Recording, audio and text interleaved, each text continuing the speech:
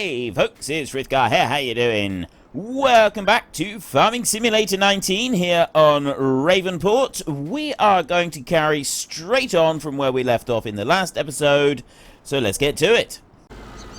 Not quite sure. I knew there was something else I was meant to do. I completely forgot. I drove right past it and then completely forgot it. I'm going to put this trailer up here.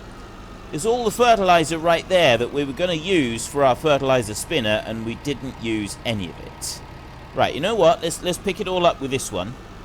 If I go in here and I select mission pallets, lumber pallets, egg boxes, cotton modules, pallets, like that. Turn on the auto loader, like that. And pick those up like that. I will then turn off the autoloader and I will bring these 6 pallets down over here. I'm going to put these near the tank down this way so that they're out of the way. So mark a position there. Mark a position, that'll be behind me, and that is to that side. I'm going to put these up here, right there, like that. There. Unload those there so they're off out of the way. They're not going to be too much in the way of anything, I hope. It should be just fine going right there. We've got more silage that we can do stuff with, but I'm not going to worry about doing anything with silage at the moment. Well, I say more silage, more grass that we can do stuff with, but we're not going to worry about that. We're going to leave that as it is. I'll unhitch you, and I'm going to take you off into town.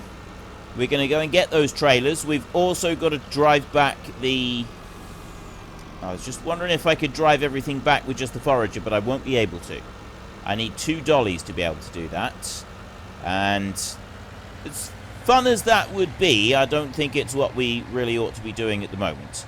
So I will scoot on up to town a second.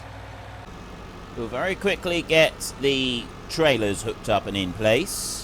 I know we had these trailers previously. I mean, we had them red before. Now we've got sleek black with purple wheels. I actually think this looks quite cool, especially with the red Go-Fast stripes down the side. I think that actually makes this. It really does. Right, so we put the dolly back onto there, like that, and hook you on. And we will unload that one. Actually, you know what I'm going to do first is I'm just going to take that cover off. We'll leave the covers off just to make life a little bit easier for us. And then I can get that trailer there and I can hook that one on. Bring you back there and hook you on and take that cover off. Then I can hook that one on as well. And we don't need to worry about doing anything else with that. I can just put that one back there. Like that. Hook that one on so that one's in place. That is now ready to run back to the farm. I'm getting lag spikes at the moment. I think my computer's trying to do an update. This is the problem with Windows 10, is that it scans itself for updates and it does strange things every now and then. And you try turning the settings off and then it does an update that stops you from turning the settings off and things like that. It is a little bit of a jolly nuisance. And if it keeps doing it, I might have to stop and go and deal with things. I'm hoping it won't keep doing it. Right, anyway, let's get our New Holland back to the yard, and then I will run back up here. I'll just have to jog up the road very quickly, and I will get the truck as well, and we'll run that one back to the yard, and then we will see about lifting the rest of the poplars. So that everybody is happy, we will have harvested all of the poplars. This will be it, I think, for FS19 poplar harvesting. It's an extremely slow job. Well, actually, I say this will be it. I might consider doing it in time-lapse in the time-lapse series. Other than that, though, I don't really think that we want to be playing around with poplars very much more, because it is so painfully slow, isn't it? Alright, that road train does look very cool. The black, red, and purple.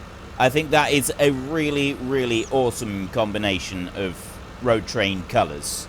I would very much like to have me if I was going to have a truck in real life, I'm thinking these colours would do it. Right, we'll pull up there. I was going to say haul up through there. We won't haul up through anywhere. We'll pause right there. And Oh, we're 2 away from that side. Right. We will start this one up here. We will... Does it unfold? Doing unfold on the actual forager, I'm not getting anything. I can put the spout out like that.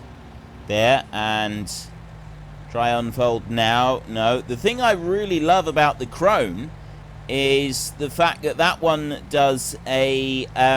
It's got that extendable cab on it. I love that extendable cab, right? That is genuinely awesome, that extendable cab. It's absolutely brilliant. And we stopped up through there. I think what we'll do with this is we'll start down through this way. We'll go up to here, and we'll take that as the 2-meter strip that we'll start up here like this. I'll start right there. I'll press H.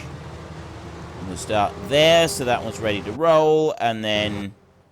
Oh no, it's that way, yeah. And then we're just going to leave the road train... Actually, I don't think I should leave the road train on for this. I think I should unhitch it. So we'll go to there, and we'll take that one off. We can always move stuff around in a little bit. And we'll bring this one up alongside. And we're going to be wanting to run this... the actual forager thing runs at 4 miles an hour. Right? 4 miles an hour is the setting for that one. Which is not particularly great.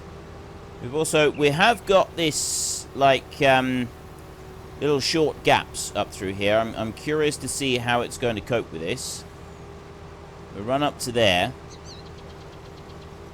We go again, and now what's it doing? Oh, it's waiting for me to go back. It doesn't like being ahead. It doesn't like me being ahead, even though it could technically do it. We've now got to wait for it to just turn round a minute. It's gonna just... Oh, wait, no. It's, what is it doing? I think it's waiting for me. Oh, I see. Right, it's waiting for me to come up there as well, because even though it's up in the air, it's still kind of registering that it needs to do something. A little bit strange, but still, we'll live with it. And I'll bring that one round like that, and then hopefully it will go into the crop properly this time. There we go. Right, you'll run up through there. You'll take in... I'm not quite sure if it's taking like 1.5 lines on that or not. Right, I'm doing exactly 4 miles an hour in the truck. That one's going slightly ahead of me, so I'm going to just speed that up a little bit. There we go. We're doing exactly the same speed now. Up across the field. We've got... It doesn't quite go even on the rows. It's pulling out a little bit of the other row as well. But it's still going. It's running. It's doing everything that it's supposed to do. Quite frankly, I don't think we could ask for much better. Oop. Let's not crowd it. Let's not crowd it too much.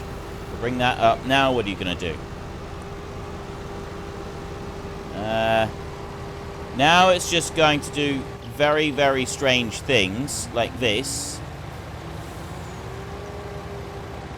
And confuse itself completely. So what we'll do is we'll run it down to the other end, and we will spin round like this, and then we'll let it carry on again. So if I bring that, well, it doesn't really matter if I bring it over tight or not, but I'll drop that one down there, and then I'll go back over to here.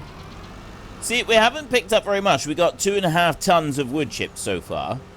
I mean, we haven't really done all that much on the field either yet, but it's very slow going, isn't it? And the whole thing, the whole process here is going to be very slow going, and that's the main reason I didn't really want to do this. But so many people said in the comments that you wanted me to finish the field, whether it was using this or using poplar bales all the way through.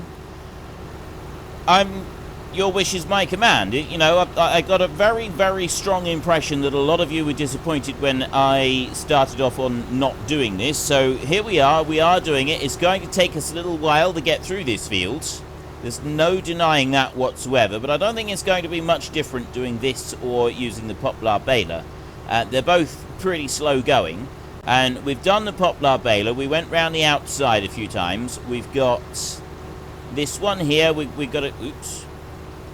Let's let's not hug it too tightly. We do a couple runs like this, and then we'll just shunt it over to the other side, just over there, and we'll start working our way up across the field with it. Once we've gotten halfway or so, we'll be able to get the plough going again. We can run that. The plough can run while we're doing the harvesting at the same time, although I'm going to give ourselves a bit of a head start, because that plough will definitely get across the field faster than we can. It's slightly wider than our pickup, and it also ploughs faster than we can cut. So it's definitely something that we're not going to be wanting to do. A few people also pointed out that trying to plough poplars in would be a really unrealistic thing, right? We shouldn't be attempting to plough in the poplars. It's not something that would happen in real life, so we shouldn't be attempting to do it here either. I rather like this. I rather like that it's doing the entire row all at once. Is it going to keep doing it? No. No, we're now leaving a little tiny strip. That's a shame. I was hoping that we'd be able to take just wide enough to be able to get two at once there, but apparently we're not. Well, we're apparently going to get most of it. I'll bring you up a little bit, like that, there. So I've never done this. I've said this many times. I've never had anything to do with poplars, so I don't really know very much about it. But people did say that you definitely would not be able to plough poplars in. I appreciate that. I knew that before I started doing the ploughing on the field anyway. There's no way you would be able to plough poplars in. It's a lot of people would just leave the field that you've got for poplars. You would just leave it and plough in the... Right, you come here a minute. And instead of trying to go all the way across the field and do that again, what we'll do is we'll just start you working up here. I'll bring you up round onto there, and I'll start you working on here. Just like that. There we go. Right, now nobody's going to get confused or confuddled or anything like that, and we'll just start working from that side. Yeah, the ploughing would be done... Right, as soon as the harvest is done, if you were going to plough the field, you would have to start ploughing straight away. And even then, it would be a real struggle. It's something that's very, very difficult to plough back in afterwards.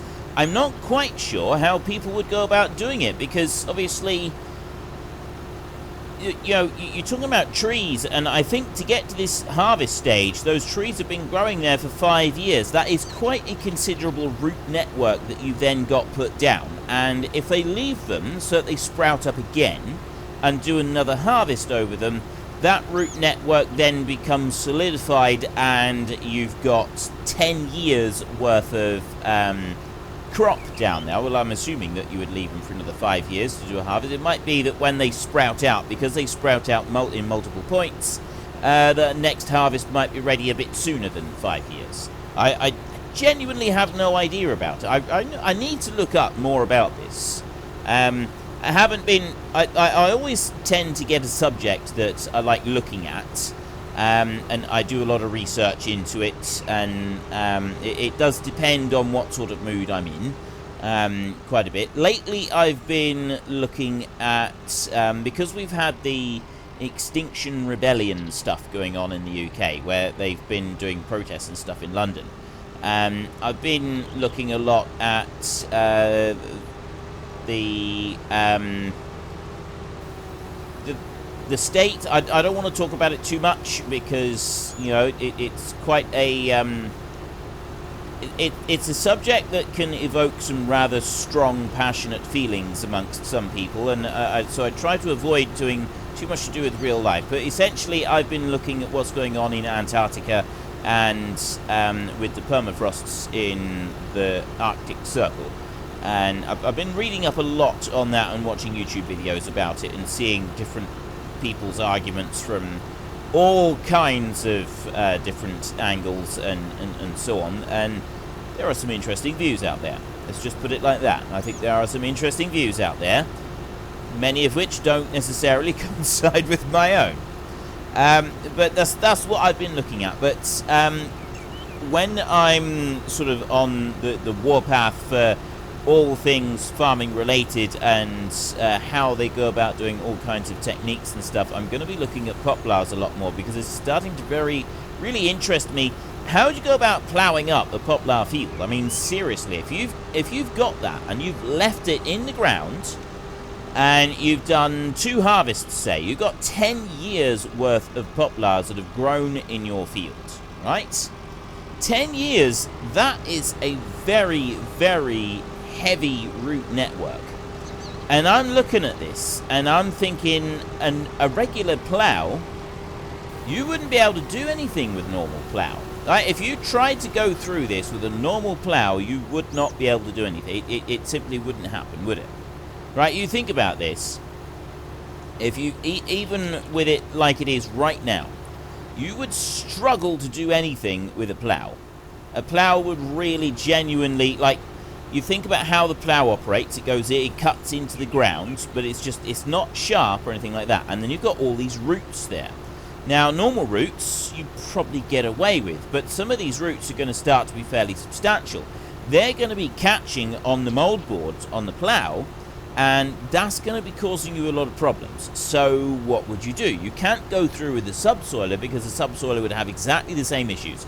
You'd go 20 yards across the field, the subsoiler would be absolutely choked up with roots, and your tractor would grind to a halt. You'd go no further. So what else are you looking at? And the more I'm thinking about this, the more I'm thinking really the only possible way that you could properly process a field that is got roots in like this would be a very, very heavy duty power harrow. That's what I'm thinking. I'm thinking a regular plough or a chisel plough or anything like that is just not going to work, because the roots on these poplars, unless they can actually like break the roots instead of gathering them up and being bogged down by them, it's going to be game over, isn't it? Whereas a really, really powerful power cultivator, right? If you've got a power harrow of some kind, it would have to be a very strong rotavator or something like that. That would be able to go through. You go through very, very slowly. You would go through at 2, maybe 3 miles an hour, I would guess, with a rotavator or something going, and that would chew up the roots and break them up. And I don't think you'd be able to find anything that would do a job as good as what that might do. I think that's your limit, really, isn't it? I can't think of anything else that would be able to do the job as well as something like that. I think that would be your limit. You get a power harrow and you go very, very slowly up and down the field, mashing up those roots. So it would probably, unless you really had a good reason to, unless it was like really not worth keeping those poplars going, maybe they stopped growing as much as they should, but I don't think it would actually be worth like ploughing them up. I think it would be, if you're going to do it, if you're going to give up this land for X amount of years to grow your poplars, then really you just want to keep the field as poplars, wouldn't you? You can apply whatever fertilizers are needed to keep the poplars running. I don't think that you need to worry too much about applying a load of extra doing anything different to that. Once you've done your first harvest, you can go through and you can change. You could maybe spread a load of slurry onto it to really give them a bit of boost. Spread a load of manure across the fields before it all starts sprouting up. You could put on a good heavy layer across the field, and then you just walk away and you leave it. And then it starts sprouting up after that, and those trees would come up pretty quick, I should think. Once the second round starts coming through, because by this time, by round 2, they've got an established root network, which is considerably better than what they had to start with, which was just a few twigs stuck in the ground. So the first couple of years, they were basically getting themselves established, putting out the root network. Well, now they've got it there. That's all there in place. So I suspect that the second harvest, you're looking at for maybe as little as 3 years before your second harvest is ready to take off, compared to 5 years in the first time. I don't know though. I've no idea. I could be, I'm taking wild stabs in the dark at this. I've got literally no clue. So if anybody does know about this, what are you looking at for second harvest compared to first harvest? As far as I know, it's a 5-year wait from planting to first harvest. What's the second harvest? Right, when you go for round 2, what are you actually looking at? Are you still looking at a wait of another 5 years, or are you looking at 3 or 4 years for round 2? I'd be surprised if you weren't doing it in, well, at least a year less. I reckon 2. Because the amount that it sprouts up, I mean, yeah, I suppose it's going to mean some thinner trees, perhaps, but these are all in rows. There's plenty of room for them to bush out quite nicely for the second lot. I really do. I think we're looking at maybe 3 years for the second lot. That would be my guess, anyway. I mean, poplars, they're a bit like willows. They grow really fast. They grow like weeds. This is why poplars are used, because they grow fast. And some places, I think hybrid willows are actually used, although I'm not sure about that. I know hybrid willows are used in a lot of places for windbreaks and stuff like that, because there are some, even just normal willows are very fast growing, but there are some hybrid willows that, wow, they grow fast. And like, you're talking, even in the UK, in our cold climate that we've got here, these trees can grow anywhere from 6 to 8 feet in a year, and that is phenomenal. I've not known trees to grow that fast since I was a kid when I lived in the tropics, and there we would have some trees would grow up to 12 feet in a year. But you know, if you know, a foot a month, you'd have trees growing a foot a month, whereas here in the UK, even growing 6 feet in a year, that is a phenomenal rate of growth, and that's what some of these hybrid willows that I've seen will actually grow at, and that they really do go for it. The first year they're a little bit slower, but then after that it's just whoosh, off they go, and it's really impressive. They're really useful for building growing a windbreak. I mean, yes, they can grow a little bit too fast for the climate because the trunk is a little bit thin, so if you haven't got a very wide windbreak, you do get a lot of issue with the tree sort of flopping over a bit. But you know, they're willows. If they fall over, then where the trunk touches the ground, it tends to just put roots in the ground and then keeps going. That's the great thing with willows, is that they're very adept at growing. You get willows in the ground, and they can be like weeds, and they just keep going and growing and going and growing, and you can't get rid of them. They're absolutely brilliant. They are a fantastic tree. They really are. But the only trouble with these hybrid ones is that they're sterile, so there's no cross-pollination, there's no self-seeding or anything like that. You've got to go and buy cuttings for them, and it's a bit of a shame, but you know, it is a really, really good tree. We're slowly filling everything up. We've got 31, well, almost 32,000 litres of wood chips now. We're filling up quite quickly because we're doing like a double run of it right here. But good 32,000 litres of wood chips. The bales were 2,000 litres each, weren't they? So we'd have had 16 bales off of this bit so far. We had 30, I can't remember, 30, was it 36 bales, 38 bales, something like that, off of the field on the outside rounds. And we're getting towards the end of the wider part of the field as well. Once we get up to there, we're just sort of slowing it back down to the triangle. So it's not going to take quite as long. I did honestly think that this was going to take a good hour and a half, well, yeah, a good hour and a half to 2 hours to harvest, and that's actually full harvesting. It doesn't look like it's going to take quite that long.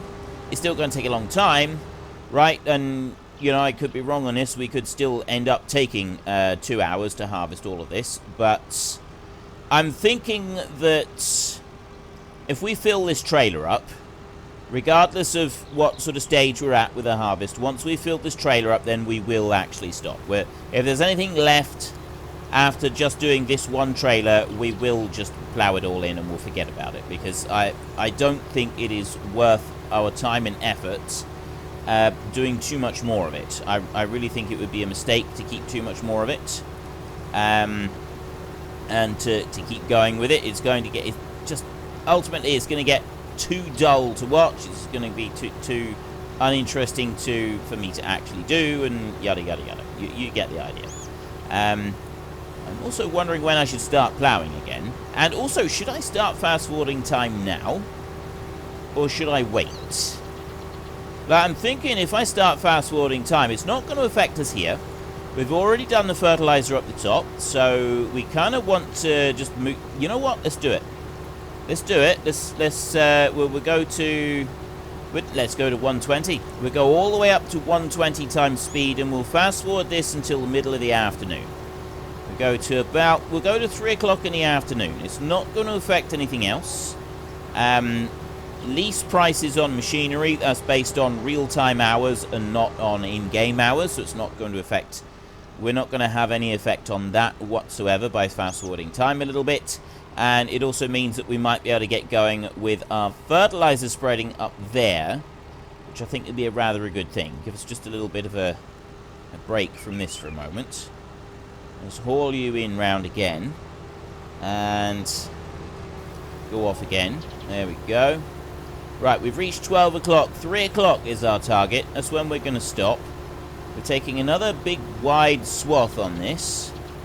It does behave in a rather strange... I've noticed that with this game. It behaves slightly weird when you're working on steep slopes. Like, it doesn't quite pick up what you think it's going to pick up, and then it ends up picking up more than you think it's going to pick up as well. And it's a very strange kind of reaction as it does it. That's 1 o'clock. Up to 1 o'clock now. 40,000 litres. We've almost reached the halfway point, because I'm taking a double layer of wood chips down through here again. It's filling quite rapidly on this pass. I don't think it will do quite so much in the next pass. 49%. What is... Oh, it's 85, isn't it? Yeah, 85. So 42,500. That will be the halfway point. We'll have 50% on this trailer, and there we go with 400 litres, but 50%. We've reached 50% full on this trailer. There we go.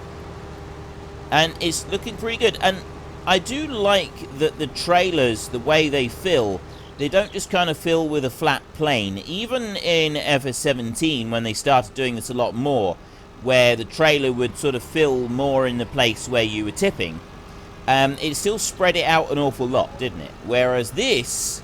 Like, I've completely filled it to the top at the front of the trailer. And the back of the trailer, while it's got some on the ground there, it's not got absolutely massive. I'll just slow time down again. Right, so we're 1520. We'll go up alongside here. What I'm going to do is I'll take that up to there. I'm just going to back it up. There. That's literally as far as I'm going to go. I'm going to go like this. Up to you. The wrong way on it. And yes, the crop has grown. That's fantastic. That's what we wanted. So we will go here, and it's this direction that we're going to want to do our fertilizer spreading. And if we look here, it should... There. I press H on there. Started spreading out onto there. It's only going to do a little short bit. There we go. And it's got that little triangle. It'll then turn round and it'll go to there. And I think that might be a mistake. I think we may actually want to turn it round. Well, there we go, folks. I'm afraid that's it. We've run out of time, which means that we need to head on home. So if you've enjoyed this episode, then please hit down below and give us a like. And if you really enjoyed it, then please tell your friends all about me. Get them to come and watch as well. That would be awesome. And until next time, thank you very much for watching. This is Frithgar. Goodbye, and see you later.